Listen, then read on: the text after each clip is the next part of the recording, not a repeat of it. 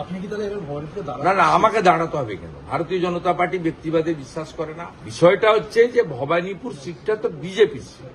শুনলেন দর্শক, ভবানীপুরে দাঁড়াবেন না শুভেন্দু অধিকারী, কিন্তু ভবানীপুর সিটটা তো বিজেপিরই সিট।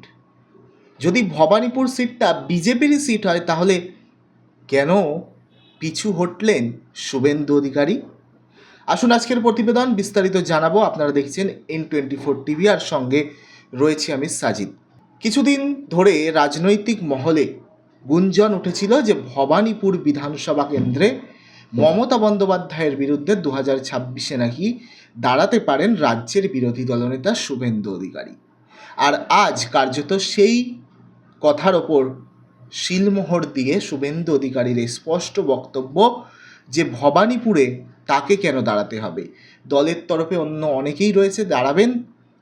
ভবানীপুর তার কথা মতো, তার কথায় ভবানীপুর হচ্ছে বিজেপির সিট, অর্থাৎ তিনি বলতে চাইছে যে ভবানীপুর হাসতে হাসতে বিজেপি জিতবে।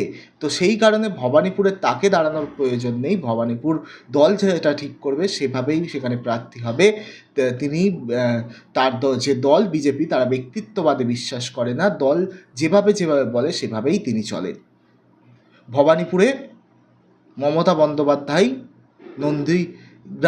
নন্দীগ্রামে 2026-এ আমরা দেখেছিলাম যে সেখানে মমতা বন্দ্যোপাধ্যায়ের সঙ্গে শুভেন্দু অধিকারীর জোর টক্কর হয়েছিল এবং সেখানে অবশেষে জয় হয়েছিল বিজেপির শুভেন্দু অধিকারীর। আর এবার ভবানীপুরে কার্যত চ্যালেঞ্জ ছুড়ে দিচ্ছেন শুভেন্দু অধিকারী, তবে নিজে দাঁড়াবেন না, অন্য কেউ দাঁড়াবে এবং তার কথাই স্পষ্টত যে ভবানীপুরে বিজেপি জিতবে, মমতা বন্দ্যোপাধ্যায় হারবে। এছাড়াও অনেকভাবেই সে ওই একই দিনে সাংবাদিকদের মুখোমুখি হয়ে শুভেন্দু অধিকারী তিনি আরও বেশ কিছু মন্তব্য করেছে। তৃণমূলকে আক্রমণ করেছে, রাজ্যকে আক্রমণ করেছে। কি বলেছে সবটাই শোনাবো আপনাদের। তো চলুন শুনে নেওয়া যাক কি বলছেন তিনি। পুলিশ প্রশাসনের ওপরও ক্ষোভ উগরে দিয়েছেন শুভেন্দু অধিকারী। এক পুলিশ এসিপির নাম নিয়ে তাকে তিনি ভবানীপুরে 73 নম্বর ওয়ার্ডে তিনি বস্ত্র বিতরণ অনুষ্ঠান করে, সেই অনুষ্ঠানকেও কার্যত আক্রমণ শানায় শুভেন্দু অধিকারী।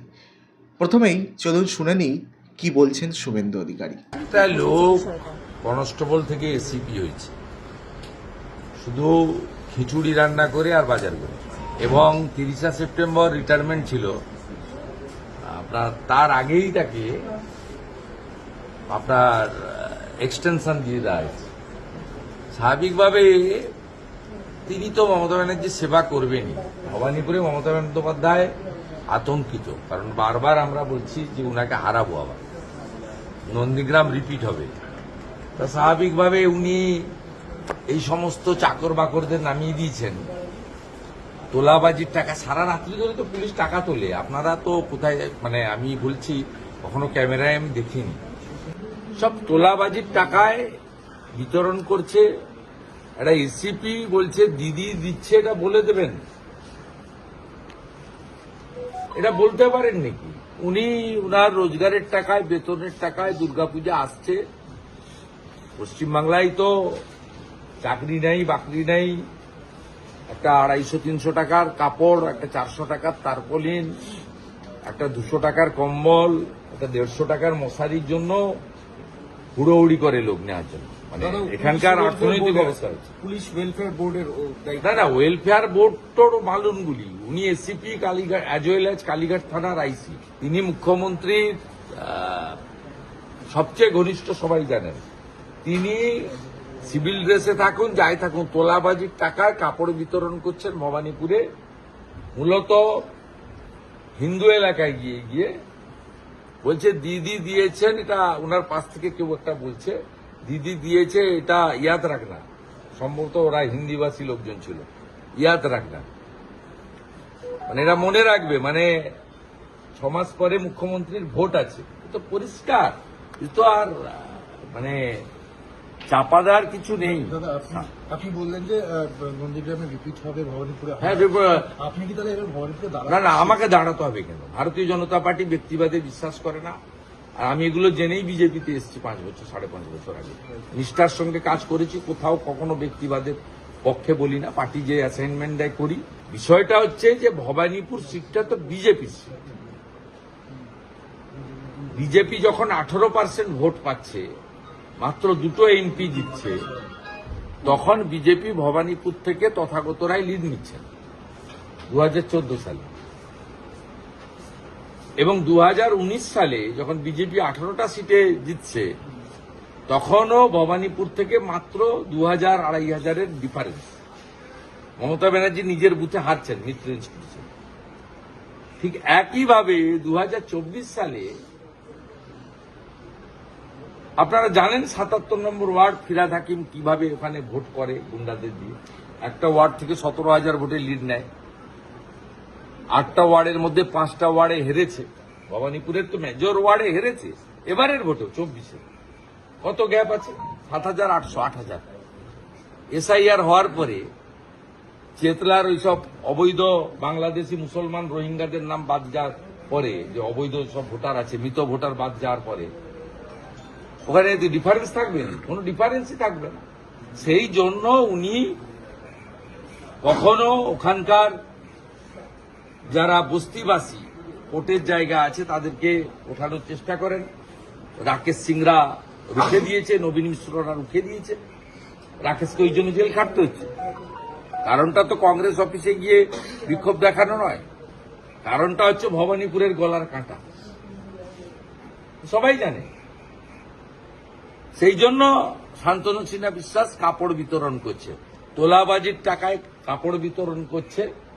নিয়ে নিন, আরো যা আছে মালকুড়ি এদের বেরিয়ে যাক, বদরক্ত বের করে দিতে হবে, মমতাকে হারাতে হবে। দর্শক শুনলেন শুভেন্দু অধিকারী ঠিক কি বলেছেন। তিনি নন্দীগ্রামের পর এবার ভবানীপুরকে টার্গেট করছে কার্যত বলা চলে। 26-এর বিধানসভা নির্বাচনে ভবানীপুর হতে চলেছে নন্দীগ্রাম 2। বৃহস্পতিবার সামাজিক মাধ্যমে এমনটাই দাবি করলেন শুভেন্দু অধিকারী। আগামী বছর অর্থাৎ 26-এর নির্বাচনে, অর্থাৎ বিধানসভা নির্বাচনে মমতা বন্দ্যোপাধ্যায়কে কার্যত চ্যালেঞ্জ জানিয়ে বললেন যে তিনি সেখানে অর্থাৎ ভবানীপুরে কিন্তু বিজেপির দখলে যাবে এবং তৃণমূল কংগ্রেস অর্থাৎ মমতা বন্দ্যোপাধ্যায় যদি ভবানীপুর দাঁড়ায় তাহলে তিনি হারবেন। আরেকটি ঘটনার কথা তিনি উল্লেখ করলেন, তা হলো সম্প্রতি এসিপি শান্তনু সিনহা বিশ্বাস ভবানীপুরের 73 নম্বর ওয়ার্ডে মদন পাল লেনের স্বরাজ সংঘ ক্লাবে এসে পাড়ার মহিলাদের শাড়ি বিতরণ করেছিল, বস্ত্র বিতরণ করেছিল। সেই সঙ্গে এই কর্মসূচি নাকি মমতা বন্দ্যোপাধ্যায়ের নেতৃত্বে হচ্ছে, এমনটাও তারা সেখানেই বস্ত্র বিতরণ মঞ্চ থেকে বলে দিচ্ছেন। এই ভিডিও আবার সামাজিক মাধ্যমে পোস্ট করেছিলেন শুভেন্দু অধিকারী। আর তিনি লিখেছিলেন যে পশ্চিমবঙ্গে পুলিশ না থাকলে এই তৃণমূল দলটারই কোনো অস্তিত্ব থাকবে না, এটা আমি আগেও বলেছি। এই ভিডিওটা আবারও প্রমাণ করলো সাধে কি আর আমি মমতার পুলিশ বলি, এমনই কিন্তু পোস্ট করেছিলেন নাকি শুভেন্দু অধিকারী। তো এই সমস্ত নিয়ে এবং ভবানীপুর নিয়ে একটা বিস্তর বক্তব্য শুভেন্দু অধিকারী দিলেন। এখন 2026-এর দিকে তো আমাদের চোখ থাকবে কি হবে ভবানীপুরে। তিনি বলছে রাজ্যে যদি এসআইআর হয়, সেই এসআইআরে যে ভবানীপুরে যে অবৈধ ভোটার বসিয়েছে, রোহিঙ্গা এমনকি মুসলিমদেরকে বসিয়েছে, তারা যখন বাদ যাবে, তাদের নামগুলো যখন বাদ যাবে, ভবানীপুরের ভোটার থেকে মুসলিম এবং রোহিঙ্গাদের নাম অবৈধ যারা রয়েছে তাদের বাদ যাবে। তারপরে কিন্তু তৃণমূল কংগ্রেস কিন্তু যেটা কঠিন হয়ে যাবে, ভবানীপুর কিন্তু বিজেপির চলে আসবে। শুভেন্দু অধিকারী আশায় থাকুক, এসআইআর হোক। এখন কতটা স্বচ্ছভাবে এসআইআর হবে সেটা জানা নেই, তবে স্বচ্ছভাবে হলেই ভালো। তো যাই হোক, সেই এসআইআর হোক, হওয়ার পরে ভবানীপুরের নামগুলো বাদ যাক, তারপরে আস্তে আস্তে বিজেপি জিতবে, এমনটাই মত শুভেন্দু অধিকারী। তো আপনাদের কি মনে হয় ভবানীপুর 2026-এ, শুধু ভবানীপুর কেন, রাজ্যে কটা আসন পাবে বিজেপি? আপনাদের কি মনে হয়? ইতিমধ্যে অনেক চ্যানেল তারা কিন্তু সমীক্ষাও চালিয়ে শুরু করে দিয়েছে।